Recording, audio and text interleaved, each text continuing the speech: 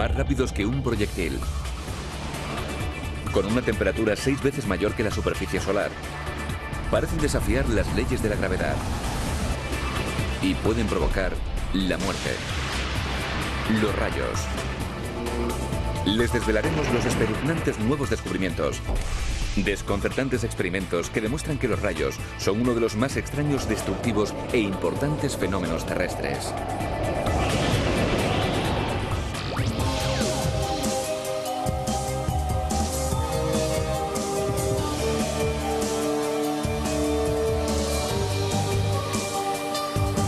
Ciencia al desnudo.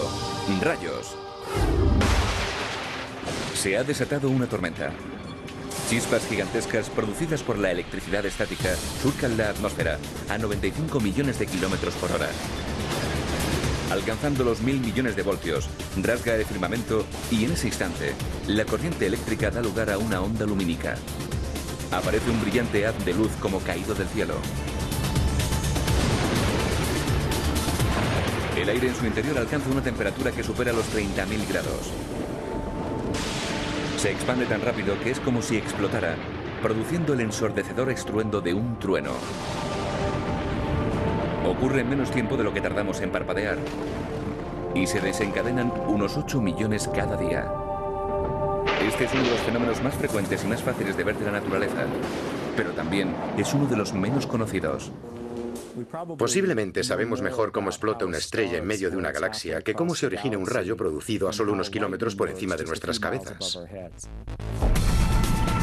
En la actualidad, los científicos recurren a todo el instrumental disponible para contemplar los rayos como nunca se había hecho antes. Y están descubriendo que son incluso más poderosos. Estamos hablando de cifras de hasta 1000 millones de voltios y 200.000 amperios. Es como una pequeña central nuclear, algo colosal. Y que tienen más importancia de la que nos creemos. Posiblemente sea uno de esos factores fundamentales que han contribuido con creces al nacimiento de la vida en la Tierra. Para desvelar sus secretos, hemos seguido el camino que sigue un relámpago desde su creación hasta su destrucción, entre otras cosas. Pocas personas han sentido tan de cerca la fuerza poderosa de un rayo como el antiguo agente de bolsa Michael Utley. Mayo de 2000. Utley se encontraba jugando al golf en su club local en Cape Cod, Massachusetts. En el cielo se estaba formando una tormenta. 30.000 amperios de electricidad avanzaban raudos a través de la atmósfera a 95 millones de kilómetros por hora, directos hacia Utley. Había sonado la sirena de advertencia. Es lo último que recordó. Mi primer momento de consciencia tras el fogonazo tuvo lugar 38 días después. En menos de un segundo, su vida había cambiado para siempre. Cuando abrí los ojos vi que estaba en una ambulancia. Me habían practicado una traqueotomía, apenas podía hablar. Con voz como la del padrino dije, ¿dónde estoy? Me dijeron que en rehabilitación, que me había alcanzado un rayo un mes antes. Utley nunca vio el rayo que le alcanzó. No se acordaba de aquel infausto día. Vamos a tratar de reconstruir esos momentos de inconsciencia. Nos pondremos en la piel de Utley, siguiendo el recorrido de un rayo a través del organismo, y analizaremos sus destructores efectos con tecnología forense. Partimos desde el momento del impacto. Cae un rayo.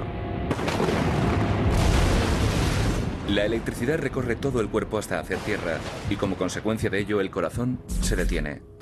Un rayo recorre todo el cuerpo y te produce una parada cardíaca. Dependes completamente de que alguien cercano sepa realizar maniobras de resucitación. Te quedas ahí tumbado sin respirar, el corazón ya no late, se acabó. La reanimación es lo que le devuelve a la vida, pero la cadencia cardíaca sigue siendo irregular. Lo más urgente es aplicarle un desfibrilador. Esta es la sala de urgencias de la Universidad de Illinois en Chicago. Aquí es donde podrían ser enviados primero los que fueran alcanzados por un rayo en esta tempestuosa ciudad. Y la primera persona a la que posiblemente vieran sería Mary Ann Cooper, médico y a la vez jefa del programa de investigación de lesiones producidas por rayos. La causa principal de muerte al ser alcanzado por un rayo es por parada cardíaca en el momento del impacto. La corriente se canaliza a través de las vías eléctricas propias del organismo. Ruta primera, el sistema nervioso autónomo. Recorre la columna vertebral y controla las funciones involuntarias, la respiración, la digestión y la frecuencia cardíaca. Rutas 2 y 3. La sangre y los músculos, repletos de electrolitos, o sea, ácidos, sales y otros minerales, esenciales para la vida, y conductores de electricidad. Las 3 proporcionan a la corriente una vía a través del cuerpo, directa al corazón. El marcapasos interno del corazón genera corrientes eléctricas que regulan los latidos. Si este sufre una descarga eléctrica de alto voltaje, la cadencia se alterará, o incluso puede ser peor.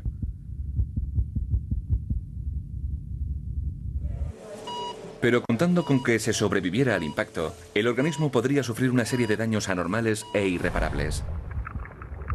Un rayo puede provocar espasmos en los vasos sanguíneos y dejarnos temporalmente paralizados. Las extremidades suelen estar frías, con manchas. Todos piensan que es como si estuvieran muertos.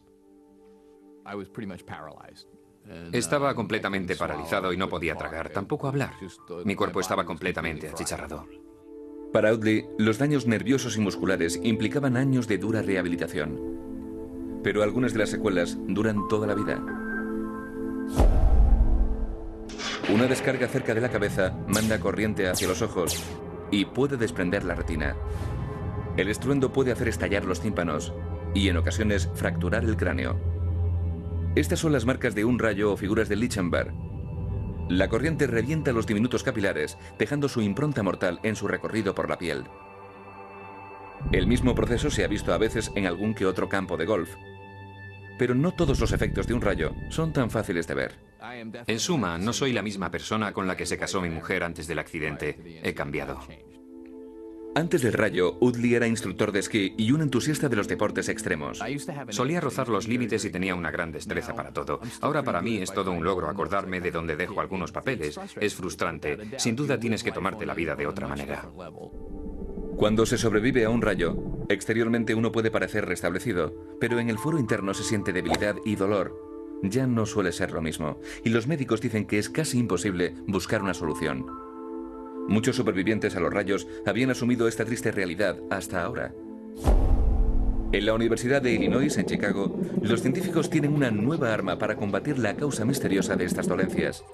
El Dr. Keith Thalbor dirige la investigación. La anatomía de este paciente es normal. La materia gris está perfectamente en su sitio y también la materia blanca. Ambas son simétricas y con el tamaño adecuado para un paciente de esta edad. Sin embargo, esta resonancia corresponde a la de un superviviente a un rayo.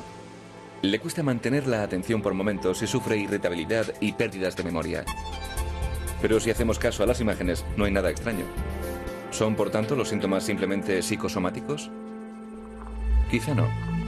Una resonancia normal es una secuencia de imágenes fijas del cerebro. Una resonancia funcional es una imagen animada. Gracias a esto, los médicos pueden observar el cerebro en plena acción.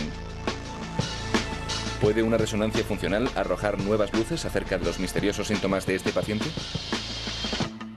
Hemos sometido la tecnología a prueba. 2 sujetos, uno superviviente a un rayo y una persona voluntaria. Ambos han tenido que leer el mismo texto. Pero el cerebro del superviviente al rayo se comporta de forma muy diferente. Observamos que hay más actividad en el lóbulo temporal izquierdo, el área asociada con la comprensión lectora. Por contra, no vemos actividad en el lóbulo frontal izquierdo, área que tiene que ver con la articulación del lenguaje. Por tanto, los patrones de activación en este paciente para nada están respondiendo con normalidad en estas zonas asociadas con la lectura. Las áreas rosadas muestran que la víctima de un rayo no solo utiliza una parte diferente del cerebro, sino que además requiere un mayor gasto de energía para completar el test. La tarea le resulta mucho más dificultosa que a un individuo normal. ¿Pero por qué? En un cerebro normal, las corrientes eléctricas transportan órdenes e información a lo largo de la red nerviosa. La corriente llega a un espacio discontinuo, llamado sinapsis, desencadenando una liberación química, la de los neurotransmisores. Un receptor lo recibe en la otra parte y envía el mensaje. Pero si se es electrocutado por un rayo, esta red puede alterarse. La corriente tiene que tomar entonces una ruta indirecta. Por ahora, el Dr. Thalbor y su equipo están en los primeros estadios de su investigación. Pero algún día, las resonancias magnéticas funcionales ayudarán a localizar y a tratar la causa de los misteriosos síntomas de los supervivientes a los rayos. Un rayo deja un reguero de destrucción letal desde el cerebro hasta el corazón. Nada se libra. Pero a pesar de esto, el 90% de las víctimas de un rayo sobreviven. Uno de ellos, Michael Udley, quiere saber por qué. Para ello, Udley va a ser testigo de un experimento peligroso en el Centro de Tecnología Aplicada a los Rayos en Pittsfield, Massachusetts.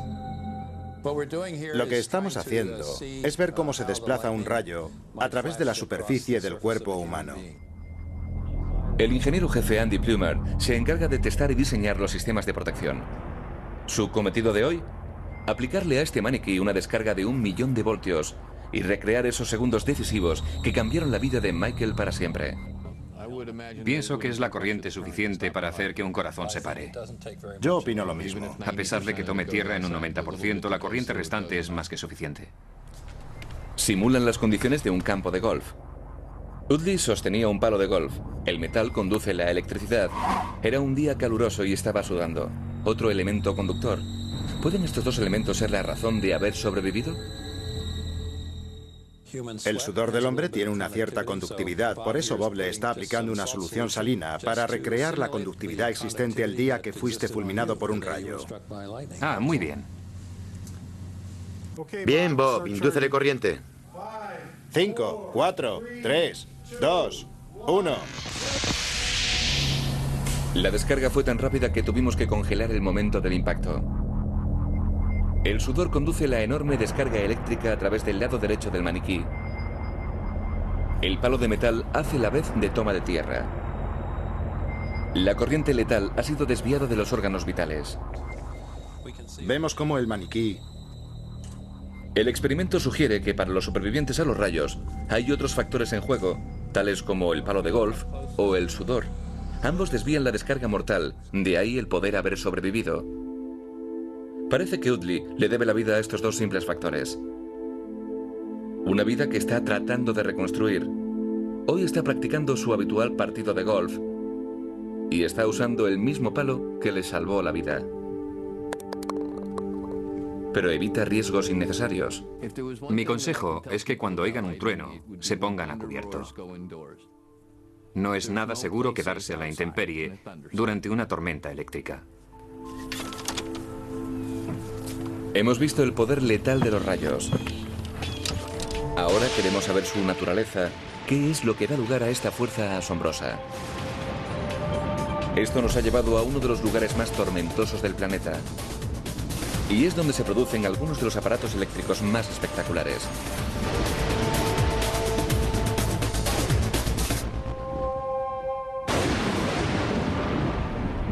Vamos a hacer el seguimiento de un relámpago en su viaje a través del aire. Ya hemos visto lo que ocurre cuando una tormenta libera su potencia descomunal.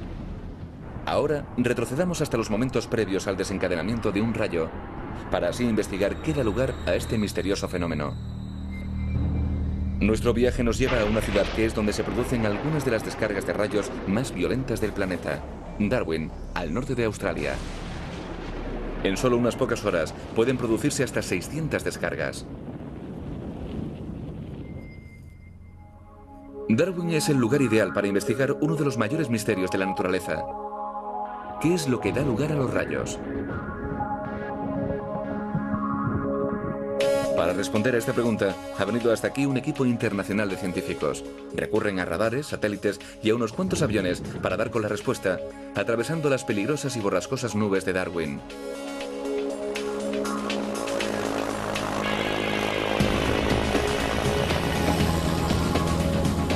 El cóctel explosivo de calor y aire tropical húmedo origina unas nubes fuera de lo normal. Llamadas cumulonimbos, pueden alcanzar los 12 kilómetros de altitud y desplazarse a 90 kilómetros por hora. Volamos a 21.000 metros, el doble de un avión de pasajeros. Por encima de la tormenta, un antiguo avión espía ruso reconvertido recoge datos de las nubes que sobrevuela. Porque justo en este momento, y dentro de esta nube, se está gestando un rayo. Saber cómo se generan ha intrigado a los científicos durante siglos. Pero todos están de acuerdo en que actúa como un gigantesco generador de electricidad. Dentro de la nube, diminutas gotas de agua ascienden, se congelan y caen en forma de hielo. Se produce una fricción entre ellas. La carga eléctrica de las partículas se transfiere de unas a otras. Las partículas de agua o hielo que previamente eran neutras, ahora reciben una carga positiva o negativa. Las partículas negativas descienden a la parte inferior de la nube y las positivas ascienden a la parte superior, quedando separadas las cargas positivas y negativas. Cuando vuelven a juntarse es cuando se produce el rayo. Esta es la teoría, pero la realidad es aún más sorprendente. El aire no es un buen conductor. La electricidad no puede viajar por él con facilidad. Para que la corriente se desplace, la estructura de los átomos del aire debe alterarse. Y esto exige millones, incluso miles de millones de voltios. Los científicos surcan los cielos en pos de estas cargas eléctricas descomunales. Y a veces ni siquiera se encuentran entre los nubarrones que encapotan la ciudad de Darwin. En la formación de un rayo hay un proceso que se nos escapa. Es un rompecabezas fascinante para el físico Joe Dyer, del Instituto de Tecnología de Florida. Los rayos son un asunto peliagudo y se llevan estudiando desde los tiempos de Benjamin Franklin. En estos 200 años aún no hemos respondido a las grandes dudas. ¿Cómo actúa un rayo? ¿Cómo se generan en medio de las tormentas? ¿Cómo consiguen propagarse a través del aire desde arriba en el cielo, que es donde se generan, hasta kilómetros más abajo, a nuestros pies? Una cosa sí es segura. Los rayos son electricidad estática, la cual podemos producir en casa. Voy a quitarme las botas y a continuación voy a frotar mis pies contra la alfombra. Cuando hago esto, la fricción produce una separación de la polaridad. La carga positiva queda en una parte y la negativa en otra. Cuando las cargas se separan, estas tienden a atraerse. Entonces se produce un gran campo eléctrico y con esto ya se puede originar una chispa. Pensamos que algo parecido es lo que tiene lugar dentro de una nube tormentosa cuando se origina un rayo. Crear una corriente a través de esta cortísima distancia requiere unos 25.000 voltios. Sin embargo, un relámpago puede alcanzar los 200 kilómetros de longitud. Lograr una corriente eléctrica entre tal distancia requiere millones de voltios. Una descarga tan brutal que hasta ahora ningún científico ha conseguido dar con ella. Uno se pregunta dónde se encuentra el punto equivalente a mi dedo que concentra la carga que da lugar a un campo eléctrico y que desencadena la chispa. Lo hemos investigado mucho, pero aún no tenemos respuesta. Las tormentas eléctricas son fenómenos peligrosos y, por otra parte, impredecibles. Por eso, acercarse lo suficiente para tomar mediciones es virtualmente imposible. Si los científicos no pueden llegar hasta la tormenta, el Centro Internacional de Investigación de Tormentas de la Universidad de Florida se encarga de traer las tormentas a los científicos. Lo que hacemos es provocar relámpagos utilizando cohetes. Así conseguimos desencadenar un rayo. Dwyer y su equipo van a lanzar un cohete hacia una nube cargada de electricidad. Iniciamos lanzamiento, activando el cohete. 5, 4, 3, 2, 1, fuego. Lleva atado un hilo de cobre que va a actuar de pararrayos. Millones de voltios van a pasar como una centella de la nube a la Tierra. Dwyer utiliza los datos recogidos para investigar cómo se propaga un rayo por el aire. Y trata de buscar la respuesta en el espacio exterior. Cuando en una galaxia muy lejana explota una estrella, millones de partículas microscópicas y cargadas de electricidad son expelidas al espacio. Eso son los rayos cósmicos. Viajando a casi la velocidad de la luz, recorren raudos millones de kilómetros, millones de años luz, hasta alcanzar la Tierra. Dwyer se pregunta, ¿podrían los rayos cósmicos explicar por qué la electricidad recorre grandes distancias a través del aire? Millones de estos rayos bombardean nuestro planeta cada segundo. Son invisibles e inaudibles. Pero cuando un rayo cósmico atraviesa la atmósfera, altera momentáneamente la estructura molecular del aire. Esto produce rayos X, o sea, radiaciones electromagnéticas cuya longitud de onda sí se puede medir. ¿Son los rayos cósmicos la pieza que faltaba cuando se produce un relámpago? Suena a ciencia ficción. Incluso a Dwyer, ya de por sí optimista, le parece atrevido. Con nuestro primer rayo realizamos mediciones de rayos X, pero no miré los resultados hasta 2 semanas después. No pensaba que hubiese nada interesante. Cuando lo vi en la pantalla, figuraba un incremento en el gráfico de rayos X justo cuando el rayo se produjo. Así que pensé, ¿cuál es la probabilidad de que esto ocurra? Me fijé en el siguiente rayo y vi que había otro pico aún mayor. Pasé al siguiente y volvió a ocurrir lo mismo. Cada pico en la gráfica correspondía a un rayo. Cada vez que figuraba un incremento de rayos X, en ese momento nuestro instrumental registraba la caída de un rayo.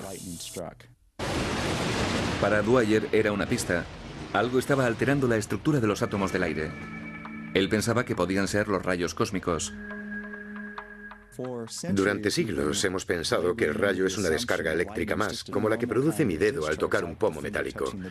De repente vimos que era una idea equivocada. Si Dwyer está en lo cierto, cuando un rayo cósmico alcanza una nube, causa una gigantesca y a la vez breve descarga eléctrica, suficiente para hacer saltar una chispa, pero demasiado efímera como para poder medirla. El rayo avanza veloz hacia la Tierra. Estas partículas extremadamente aceleradas chocan con las moléculas del aire, provocando su fragmentación. Durante una fracción de segundo, el aire se convierte en eléctricamente conductivo y proporciona una vía de transmisión de corriente. En ese momento se desencadena el rayo. Una columna de carga eléctrica negativa sale disparada de la parte inferior de la nube. Se dirige hacia el suelo de forma casi instantánea. Tarda solo una millonésima de segundo. Conforme se aproxima, produce un extraño efecto en la superficie del suelo. Las partículas positivas del terreno o de sus objetos son atraídas hacia arriba, hacia las negativas. Una nube tormentosa puede dar lugar a docenas de estos canales positivos y negativos. La mayoría no logra conectarse. Pero cuando lo hacen, millones de voltios recorren como centellas la distancia entre la nube y el suelo. Los rayos realizan una trayectoria tanto ascendente como descendente. Cuando el aire recibe la carga, vemos un relámpago y a continuación produce un estruendo. En las siguientes milésimas de segundo, la carga restante de electricidad de las nubes sube o baja a través del canal. El relámpago parece producir destellos. Se debe a que se ha producido más de un rayo. Y todo esto ocurre unas 8 millones de veces al día, 100 por segundo. Los rayos son unos de los fenómenos más habituales de la naturaleza. Y si las teorías de Dwyer están en lo cierto, son también unos de los más increíbles. Si esta teoría es cierta, entonces debe de haber una relación entre los rayos que vemos a simple vista y las estrellas que explotan en mitad de la galaxia a 1 millón de años luz de distancia. En menos de medio segundo hemos pasado del rayo hacia la chispa, del impacto a su origen. Mientras seguíamos la trayectoria de un relámpago, ahora veremos el momento posterior al impacto. Entraremos en un mundo misterioso de bolas de fuego, ovnis y apariciones espectrales. Hemos seguido el recorrido de un relámpago en su viaje a través de la atmósfera. Nos hemos retrotraído hasta sus orígenes y hemos investigado el terrible momento del impacto. Ahora nuestra curiosidad nos llevará a los momentos posteriores a la caída de un rayo, a ese mundo fantasmal que parece sacado directamente de un cómic de ciencia ficción. 19 de marzo de 1963. Vuelo 539 de la Eastern Airlines procedente de Nueva York y con destino a Washington. 5 minutos después de la medianoche, el avión se topa con una tormenta. Se oye una gran explosión y se produce un gran destello. Segundos después, una bola brillante surge de la cabina del piloto. Esa bola blanca azulada recorre flotando el pasillo y avanza despacio hacia la cola del avión. Una vez que llega hasta la parte trasera, desaparece. Sorprendentemente, la aeronave no ha sufrido daño alguno. Pero esto no fue fantasía, más bien fue realidad.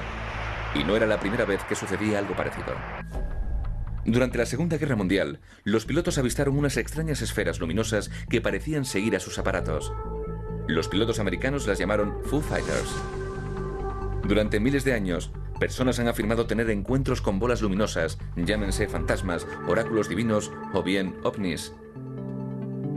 Pero había algo diferente en el relato de la Ulster Airlines. Uno de los testigos no fue un piloto de guerra cargado de adrenalina ni un místico del medievo.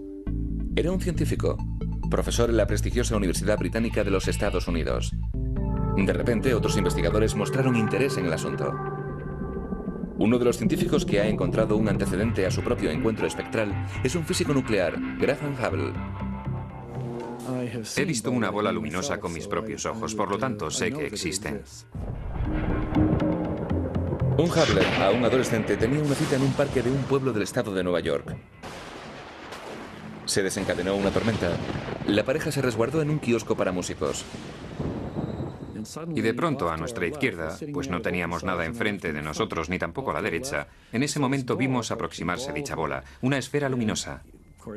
Y, cómo no, estábamos muertos de miedo. La bola se iba acercando poco a poco. Estaba ya a unos 50 metros de nosotros.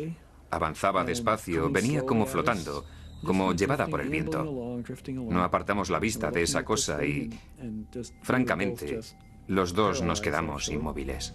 Para su horror, la bola entra en el kiosco, desciende y pasa a ras del suelo muy cerca de los pies de la pareja, emitiendo un sonido extraño. El ruido que producía era parecido al de una cerilla al encenderse. Ya en la parte opuesta del kiosco, la bola se eleva y sigue desplazándose por mitad del campo. Se levantó unos 6 metros del suelo, se alejó unos 5 metros, luego 10 y se dirigió hacia la oscuridad. Pero entonces, repentinamente, se estrelló contra el suelo y se apagó, sin hacer ruido alguno. La experiencia de la bola luminosa dejó a Hubble intrigado para el resto de su vida. Se ha dedicado a recopilar relatos de fenómenos parecidos. Hay muchos acerca de bolas luminosas, bolas que caían del cielo, que explotaban. Emitían zumbidos, rotaban, flotaban y se elevaban repentinamente. Hay quienes las han visto atravesar objetos sólidos sin dejar marca alguna. No existe una teoría fundada que afirme su existencia, que explique las apariciones de bolas luminosas. Algunas hipótesis intentan explicar una o dos de las características de dichas bolas, pero ninguna, absolutamente ninguna, ofrece una explicación fehaciente. Una de las personas que ha examinado todas las pruebas, que ha investigado todas las hipótesis, es el físico Mark Stenhouse. Hay probablemente el mismo número de teorías que de científicos dedicados a investigarlas. Pero hay un aspecto en el que casi todos están de acuerdo. Las bolas de fuego son posiblemente plasma. El plasma es la forma de materia más común en el universo. El Sol, el fuego, los rayos y el espacio entre las estrellas, todos contienen plasma. No es difícil fabricar plasma. Basta con pasar una corriente a través de un gas y este emitirá luz espontáneamente. Pero explicar cómo una bola brillante puede formarse en mitad del aire es algo que ha desconcertado a los científicos durante siglos. Creo que cuando vemos algo que no podemos explicar, sobre todo algo tan extraño como eso, tenemos la tendencia a apartarnos de los marcos normales de referencia y tratamos de razonarlo con teorías, digamos, más bien sobrenaturales. Una de las teorías más acertadas acerca de las bolas luminosas afirma que son producidas por un fenómeno inusual conocido como rayo en collar. Esta imagen muestra cómo un relámpago resulta ser una secuencia de breves destellos. Algunos científicos afirman que un rayo globular es una parte de plasma que se ha separado del relámpago. Pero surge un gran problema. Hay testimonios que hablan de bolas que duran varios minutos, cuando en realidad su destello dura menos de un segundo. No conocemos manera alguna de crear plasma en la atmósfera relativamente duradero que aguante varios segundos. El plasma emite una cantidad ingente de energía. Por eso es imposible que se mantenga tanto tiempo brillando. Si el rayo globular no forma parte del relámpago, ¿podría ser tal vez resultado de este? Esta roca de tan atípico aspecto son los restos solidificados producidos por un rayo. El rayo cae sobre terreno de sílice. Calor y electricidad recorren su superficie. Todo lo que encuentra a su paso se funde formando una hilera tubular. Esto es cristal producido por la naturaleza. Se le denomina fulgurita y se encuentra incluso a 5 metros de profundidad. Al tiempo que se forma ese tubo, polvo es enviado a la atmósfera. La detonación es proporcional a sus efectos. ¿Puede ser algo tan elemental como el polvo ser la clave a todos estos siglos de misterio? Experimentos de laboratorio muestran que una diminuta bola de polvo, conservando su forma, activa la zona de alrededor con carga eléctrica. Eso podría explicar el relato de Hubble, pero no el de la Esther Airlines. Es muy difícil de imaginar cómo un proceso químico espontáneo pueda, de hecho, tener lugar dentro de la cabina de un avión.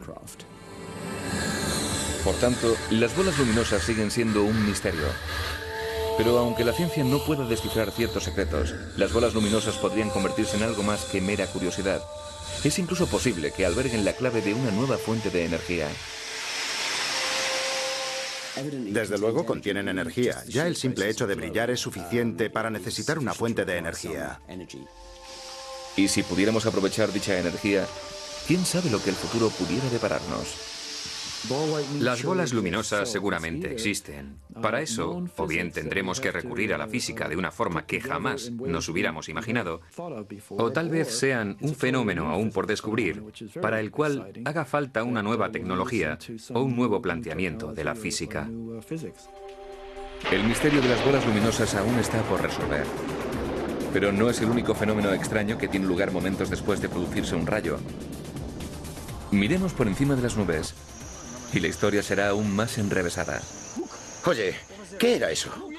¡Oh, sí! ¿Habéis visto eso? En nuestro viaje siguiendo el recorrido de un relámpago, nos hemos aventurado a traspasar las fronteras de la ciencia. Pero este es solo el comienzo. Segundos después de caer un rayo, muy por encima de la nube que lo origina, tiene lugar un nuevo fenómeno extraño. 6 de julio de 1989. Físicos de la Universidad de Minnesota prueban una nueva cámara nocturna. La van a utilizar en un experimento innovador a gran altitud.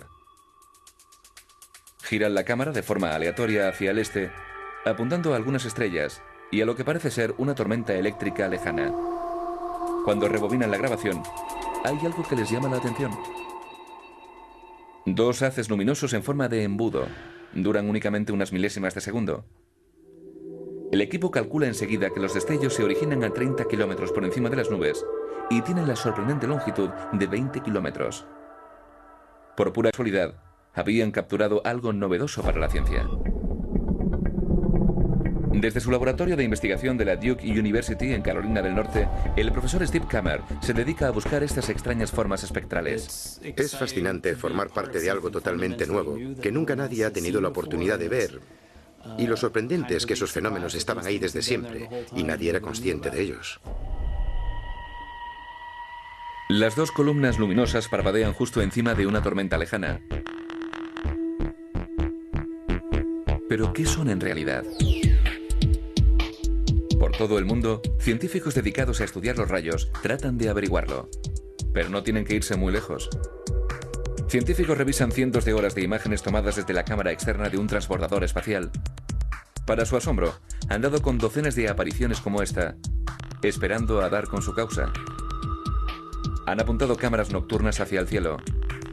Aviones de gran altitud han volado por encima de las tormentas y no han tardado en grabar miles de avistamientos.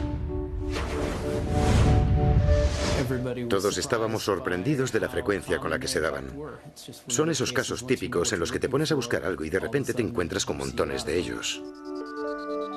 Los científicos lo denominan duendecillos por su apariencia efímera y fantasmagórica.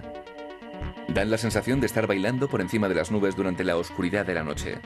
En grupos de 2 o 3 duran menos de una 10 milésima de segundo. Investigadores de la Universidad de Alaska Fairbanks calculan que ocurren en la mesosfera, entre los 40 y 90 kilómetros de altitud, y llegan a alcanzar los 50 kilómetros de anchura. Las observaciones sugieren que los duendes tienen que ver con los rayos. ¿Pero en qué? En un campo de Carolina del Norte, una antena recoge las señales de radio producidas por un rayo. Steve Kammer la utiliza para escuchar las ondas de radio producidas por cada uno de los rayos.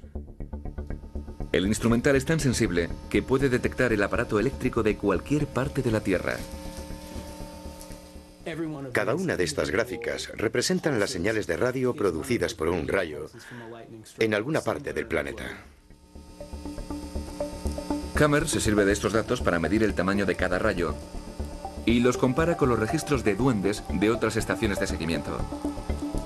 Aparece una gráfica.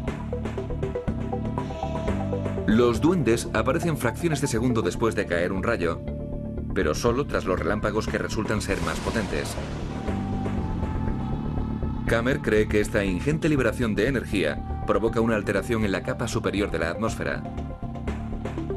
Esta imagen a cámara lenta, la hasta ahora conseguida con mayor resolución de un duende, corrobora la teoría de Kammer. A 70 kilómetros de altitud, la carga eléctrica se incrementa momentáneamente. Eso desencadena una chispa gigantesca. Millones de partículas cargadas de electricidad salen disparadas a 10.000 kilómetros por segundo. Los duendes suelen estar a unos 65 kilómetros de altura. La base puede que esté a 40 kilómetros y la parte superior a unos 100-110 kilómetros. Los duendes aparecen en todas las formas y tamaños, desde los llamados bomba A, de unos 100 kilómetros de diámetro, hasta los más larguiruchos, de menos de 1,5 kilómetros de ancho, denominados A dieta.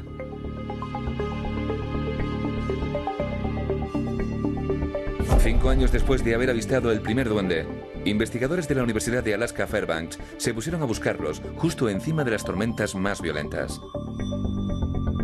Utilizaron una cámara nocturna altamente sensible y capturaron las primeras imágenes en color de los duendes. Fue una sorpresa espectacular. ¿Qué es lo que causa ese colorido? Con cada descubrimiento surge un nuevo interrogante. Sin embargo, los duendes son fugaces, impredecibles y casi imposibles de observar a corta distancia. Earl Williams, del Instituto Tecnológico de Massachusetts, tiene el suyo propio. Lo ha llamado el genio en la botella. ¿Qué presión marca ahora, Mike?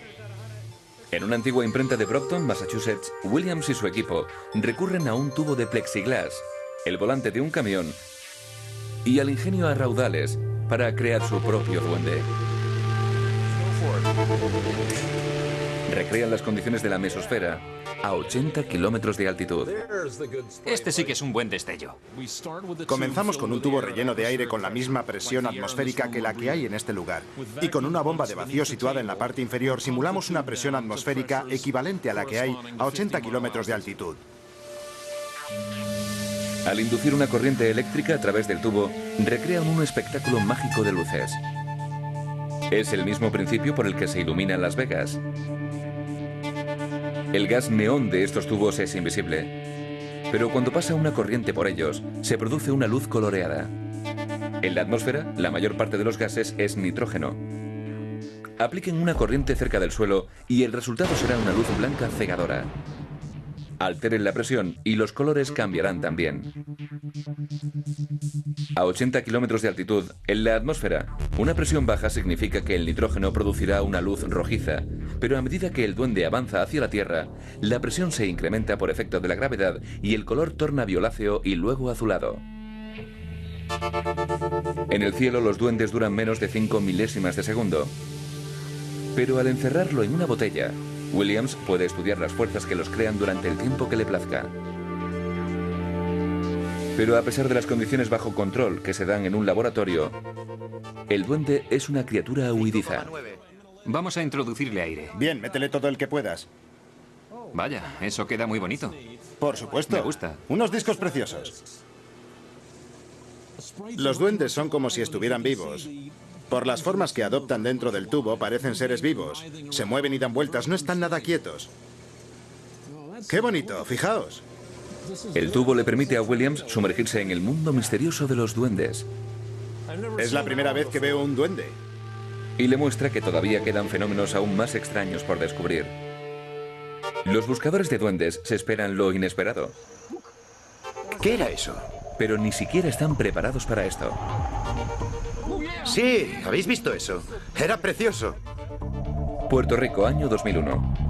Un chorro de luz azulada sale disparado de una nube tormentosa y recorre unos 75 kilómetros atmósfera arriba. Otros avistamientos lo confirman.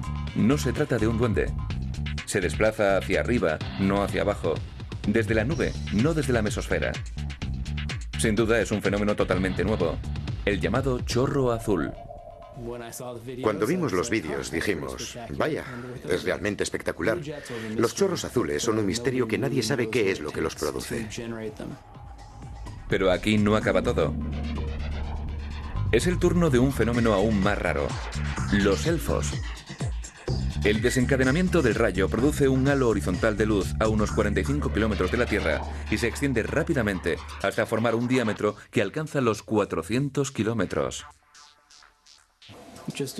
Les ha ocurrido a personas que han utilizado el nuevo instrumental o han ido a una zona diferente de la Tierra en busca de algo novedoso en las tormentas eléctricas. Y así ha sido.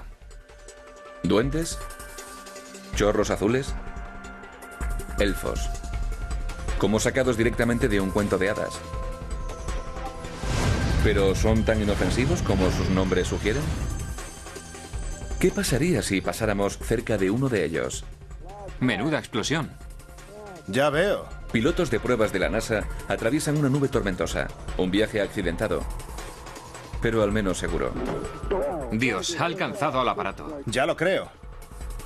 Las modernas aeronaves están concebidas para acometer el impacto de los rayos. La corriente recorre todo el fuselaje y continúa hasta encontrar toma de tierra. Mientras que un rayo tiene el grosor de un lapicero, estos espectros gigantescos pueden alcanzar los 400 kilómetros de diámetro. Los aviones comerciales vuelan a la misma altura que los chorros azules, y las naves espaciales superan con creces la altitud de los duendes y de los elfos. ¿Cómo debe de ser la experiencia de volar a través de estos fenómenos misteriosos? Es una de las cuestiones a las que trato de buscar respuesta. ¿Qué es lo que ocurre en su interior? ¿Pueden suponer un peligro para los aviones u otros aparatos que pasen un tiempo considerable a estas altitudes? Hasta hoy no se tiene constancia de ningún daño producido por duendes, chorros azules o elfos. Pero mientras las investigaciones no hayan concluido, puede darse la posibilidad. Los fenómenos producidos por los rayos habitan un mundo casi desconocido para nosotros. Demasiado alto para los globos aerostáticos y ciertos aviones, pero demasiado bajo para los satélites. Al igual que en las profundidades oceánicas, nadie sabe qué otras criaturas faltan aún por descubrir. Dado que se han ido descubriendo muchas cosas estos últimos 15 años, para nada me sorprende que haya por ahí muchas más cosas esperando ser descubiertas. Hemos seguido a los rayos en su recorrido a través de la atmósfera. Desde su impacto devastador sobre la Tierra hasta sus efectos posteriores por encima de las nubes. Ahora nuestro viaje nos llevará al espacio exterior, ya que descubriremos por qué la vida, tal y como la conocemos, pudo haber dependido de los rayos. Hemos seguido a los rayos desde su origen a su destrucción, entre otros factores. Ahora viajaremos al espacio, la última etapa en nuestro conocimiento de estos extraños fenómenos. La Guerra Fría, una operación de alto secreto de los Estados Unidos. Su nombre en clave, Starfish Prime. El objetivo, investigar los efectos de la guerra nuclear en el espacio.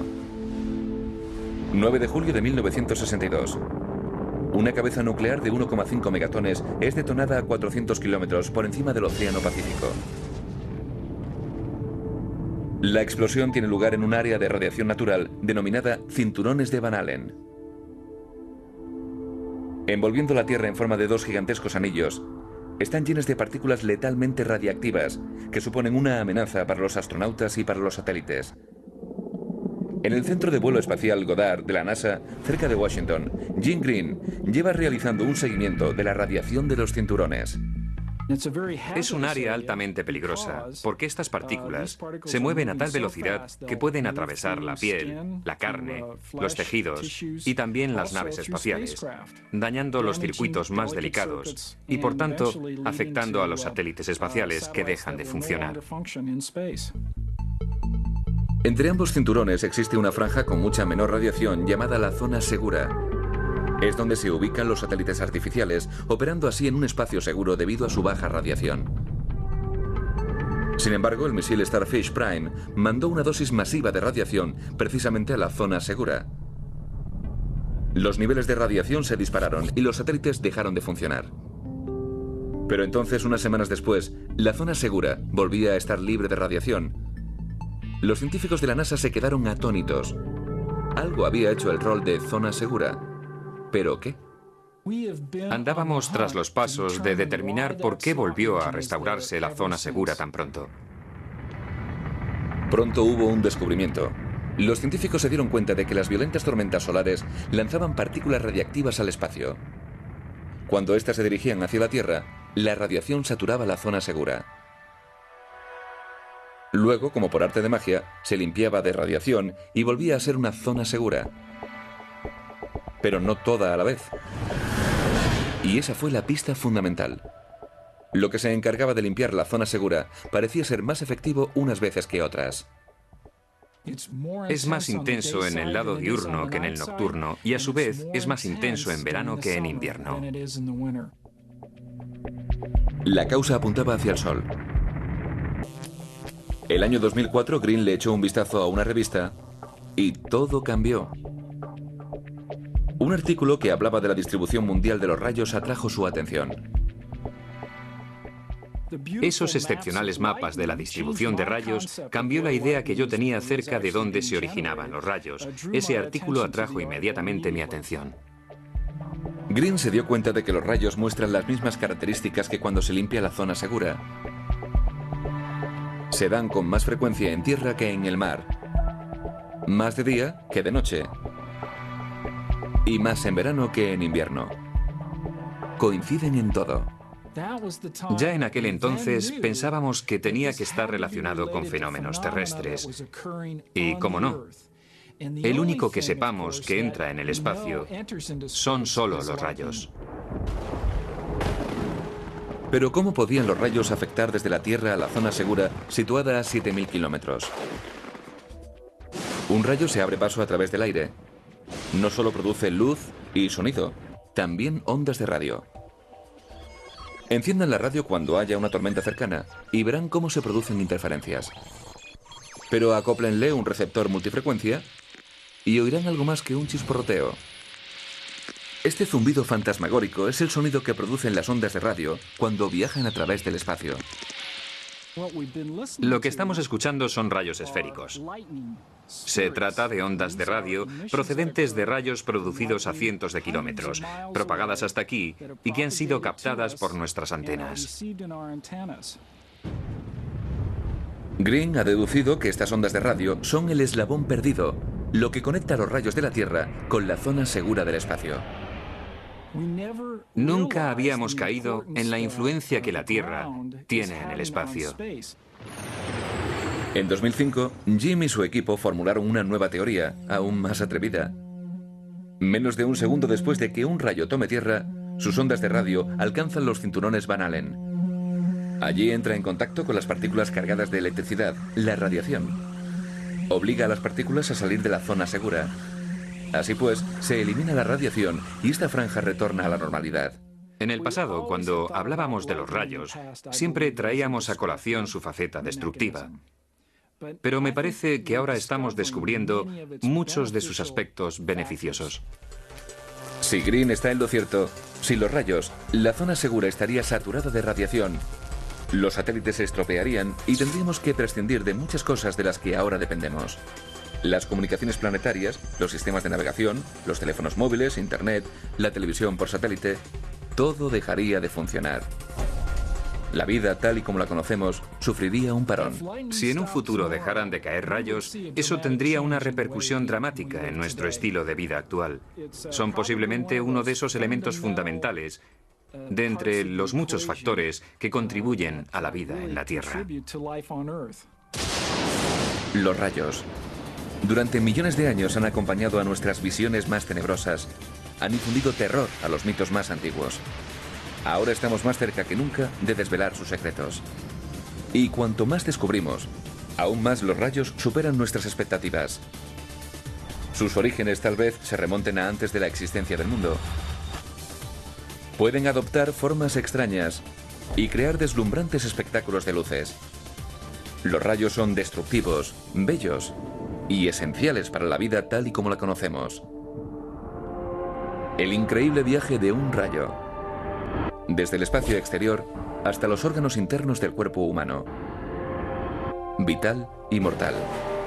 Destrucción y creación. Todo en menos de lo que tardamos en parpadear.